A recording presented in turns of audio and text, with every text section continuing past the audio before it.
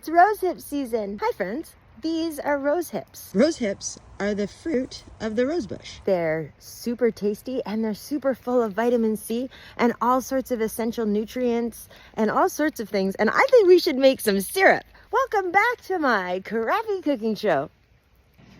All we have to do now is we're gonna cut off these little bits on the top. Place the rosehips in a pot and add about a liter of water. Maybe get a bigger pot.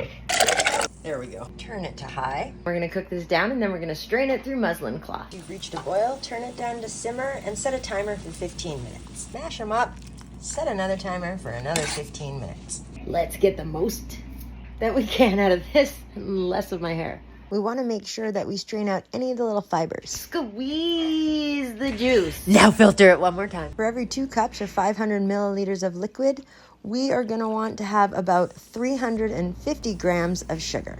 I screwed up. My scale was off, and that's too much sugar. But we'll see what happens. Now turn it on high and bring it to a boil. 3 minutes boiling. The sugar in here is going to make it way more fridge stable, going from a few days as a tea to a few months at least. Yeah, I know. Sugar's not good for you. I get it. This is an old world medicine that you can actually get your kids to take. It's delicious and amazing for your immune system. Love you guys. Peace.